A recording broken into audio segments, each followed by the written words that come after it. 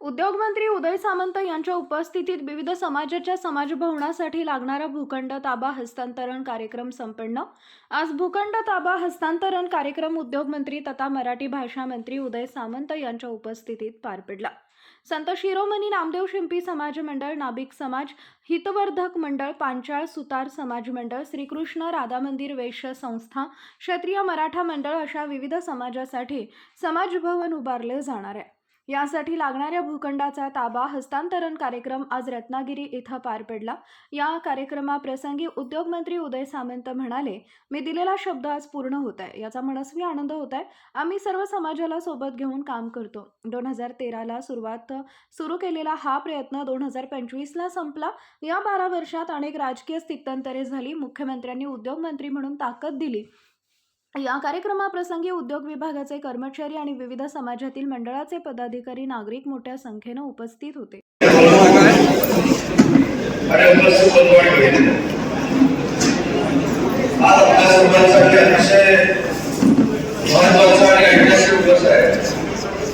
कृष्णा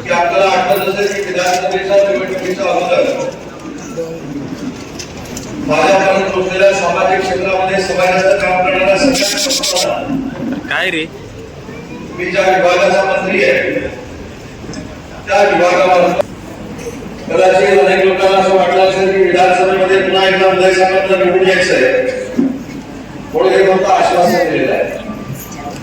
पण पुन्हा एकदा तुमच्या सगळ्यांच्या आशीर्वादानं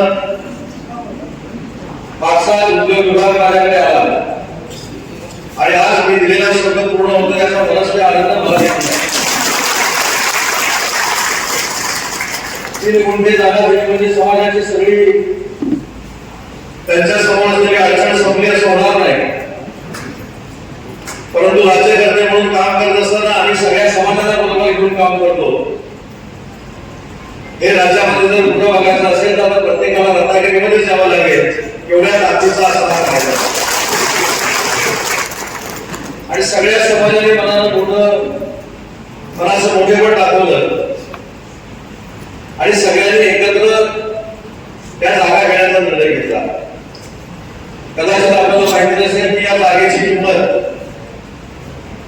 MIDCने केलेले प्रयत्न, आमच्या अधिकाऱ्यांनी केलेले प्रयत्न, त्याच्यावर आमच्यावर झालेल्या आरोप प्रत्यारोप ते सगळे या विधानसभेच्या निवडणुकीला धुळीला मिळाल्याने देखील आपण सगळ्यांनी बघितलं। पण 2013ला राज्याचा पहिल्यांदा मी राज्यमंत्री झालो आणि रामभाऊ गराडे या व्यासपीठावर आहे। मला त्यांनी सांगितलं की पहिली शासकीय जागा जर पूर्वी भवनासाठी अतिरिक्त मिळाली तर अतिशय चांगलं काम पूर्वी बांधवांसाठी केल्यासारखं होईल। 2013ला सुरू केलेला प्रयत्न हा 2025ला संपला। ते 12 वर्ष झाले, पण 12 वर्षामध्ये अनेक राजकीय स्थित्यंतर देखील झाले। रामभाऊ, मी जर गोव्याला गेलो नसतो तर तुम्हाला या प्रॉब्लेम नाही मिळाला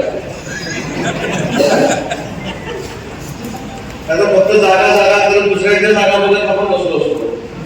पण एकनाथ शिंदे साहेबांनी उद्योगमंत्री म्हणून ताकद दिली। महाराष्ट्र राज्याच्या मंत्रिमंडळामध्ये 4 नंबरचं पद दिलं, रत्नागिरीचा सन्मान वाढवला आणि रत्नागिरीचा सन्मान वाढला म्हणूनच माझ्यासारख्या कार्यकर्त्यानं या जागा देण्याचा निर्णय घेतला।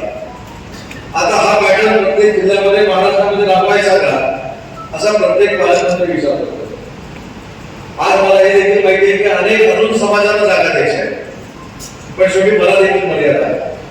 आज MIDCचं काम करत असताना